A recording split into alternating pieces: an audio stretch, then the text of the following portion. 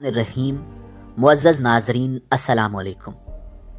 नाज़रीन, हथियार किसी भी मुल्क के फ़ौजी का लाज़मी जुज़्व होता है और अगर दौरान जंग किसी फ़ौजी का हथियार खो जाए या उसके पास से असलहा ख़त्म हो जाए तो उसका मुक़द्दर या तो मौत होती है या दुश्मन की जेल।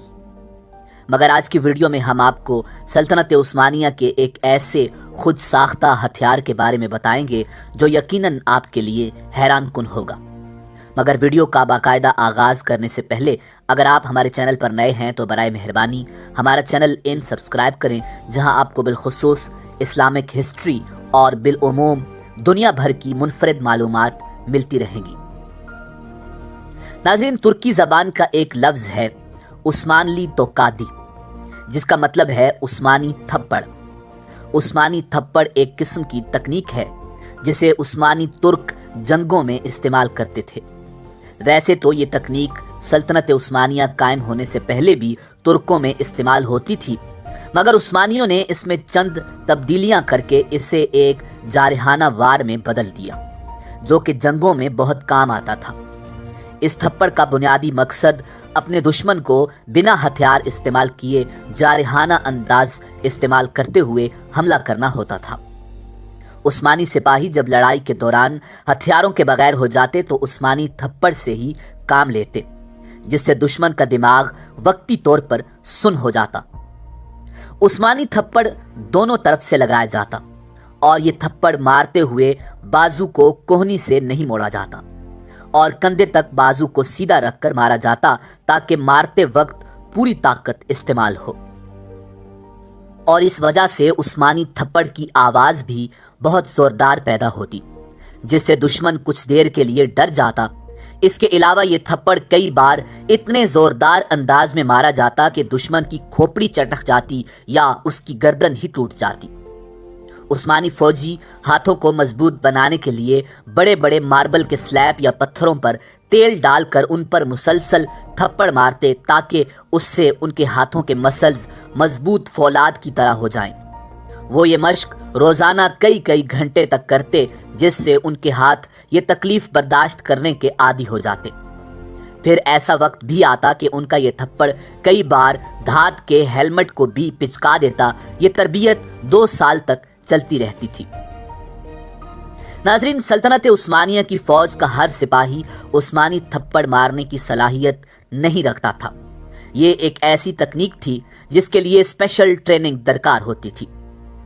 उस्मानी थप्पड़ की तकनीक तुर्कों में तब से इस्तेमाल होती थी जब से वो वस्ती एशिया से हिजरत करके आए थे और गोक तुर्क की रियासतों में दुश्मनों को इस किस्म का थप्पड़ मारे जाने का रुझान था। तुर्की में जब माहिरीन आसार कदीमा ने उस्मानी दौर की बाकियात की खुदाई की तो घोड़ों और लोगों की खोपड़ियों और लोहे के हेलमेट पर उस्मानी थप्पड़ों के निशानात मिले। इन्हें पड़ने वाले थप्पड़ इतने शदीद थे कि इनकी खोपड़ी टूटकर दिमाग में घुस गई। सल्तनत उस्मानिया की लड़ाइयों के दौरान बाशी बजूक दस्ता ये थप्पड़ लगाने में सबसे ज्यादा माहिर दस्ता था।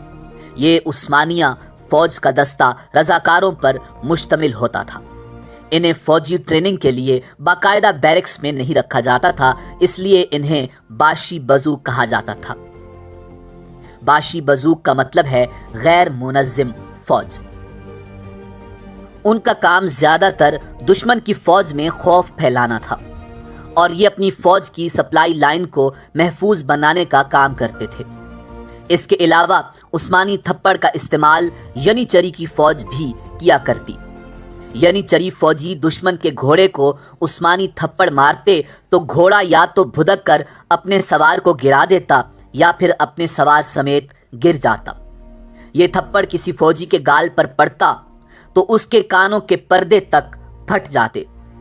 लड़ाई के मौका पर यह तकनीक कई बार नाजुक सूरत हाल में बहुत काम आती, खुसूसन जब दुश्मन भारी पड़ रहा हो और उस्मानियों के पास चूंकि ऐसी फौज थी जिनके पास अपने घोड़े नहीं होते थे, उनके पास अपने हाथों से बढ़कर भरोसा करने वाली कोई चीज न होती थी जिससे वो अपने मुखालिफ को आसानी से दहशत ज़दा कर सकें। नाजरीन, मुर्रिखीन के मुताबिक सलातीन ने सल्तनत उस्मानिया में से सुल्तान मुराद चहारुम عثمانی تھپڑ رسید کرنے کے ماہر تھے۔ سلطان مراد چہارم نے سن 1634 میں اپنے وزیر اعظم پر حملہ کرنے والے 2 محافظوں کو تھپڑ رسید کر کے موت کے گھاٹ اتار دیا تھا۔ عثمانی تھپڑ تاریخ میں آج بھی یاد کیا جاتا ہے۔ عثمانی تھپڑ ایسی دفاعی تکنیک ہے جس کے استعمال سے مد مقابل کے سر کی ہڈی چٹک جاتی ہے اور وہ موقع پر ہی مر جاتا ہے۔ یہ تھپڑ اگر کسی گھوڑے کو بھی رسید کیا جاتا تو وہ بھی زندہ نہیں رہ پاتا۔ ناظرین، ترک سیریز کرلوش عثمان میں سلطنت عثمانیہ کے بانی عثمان غازی اکثر لڑائی کے دوران ایک زوردار تھپڑ مارتے دکھائی دیتے ہیں۔ یہ وہی عثمانی تھپڑ ہے۔ اس کے علاوہ ترکی کے موجودہ صدر رجب طیب ایردوان جب الیکشن جیتے تو انہوں نے اپنی فتح کو عثمانی تھپڑ سے تشبیہ دی۔ ناظرین، عثمانی تھپڑ خلافت عثمانیہ کی تاریخ پر مبنی اکثر ڈراموں میں دکھایا گیا ہے، کبھی تو ارطغرل غازی کے روپ میں اور کبھی عثمان غازی کے، یا پھر سلطان عبد الحمید ثانی دشمنان اسلام کو دن میں تارے دکھاتے نظر آتے ہیں۔ ناظرین، اب سوال یہ پیدا ہوتا ہے کہ یہ عثمانیوں نے کہاں سے سیکھا؟ اس بارے میں واضح تاریخ موجود نہیں کہ یہ تکنیک عثمانیوں کے پاس کہاں سے آئی، کیونکہ کراٹے کے پنچ بھی اس سے ملتے جلتے ہوتے ہیں، اور وائکنگز کے پاس بھی اس تھپڑ کا رواج موجود تھا۔ مگر تاریخ کی کتابوں میں یہ بات موجود ہے کہ وائکنگز کا آمنا سامنا اناتولیا میں ہوا تھا، جب وہ عثمانیوں پر حملہ کرنے بحری جہازوں سے آئے۔ مگر عثمانیوں کی شاندار تہذیب دیکھ کر بہت سے وائکنگز نے اپنی سائیڈ بدل لی اور عثمانیوں سے جا ملے۔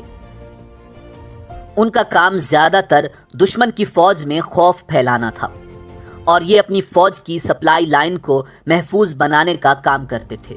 ناظرین، آج بھی ترکوں میں جن کے سرخ بال ہیں وہ وائکنگز کے جینز رکھتے ہیں، مثلا لال ترک نسل انہی میں سے ہے۔ بہرحال یہ تھپڑ قوت کو ایک جگہ اکٹھا کر کے مخالف پر لگایا جاتا، جس سے وہ سہم جاتا یا دہشت زدہ ہو جاتا۔ اور صدیوں بعد بھی عثمانی تھپڑ نہ صرف سیلف ڈیفنس کا بہترین ہتھیار ہے، بلکہ اس تکنیک سے نہ صرف دشمن کو موت کے گھاٹ اتارا جا سکتا ہے بلکہ کسی گھوڑے کو بھی گرایا جا سکتا ہے۔ ناظرین، امید ہے کہ آپ کو ہماری آج کی ویڈیو پسند آئی ہوگی۔ ملتے ہیں بہت جلد ایک نئی معلوماتی ویڈیو کے ساتھ۔ اللہ رب العزت آپ کا حامی و ناصر ہو۔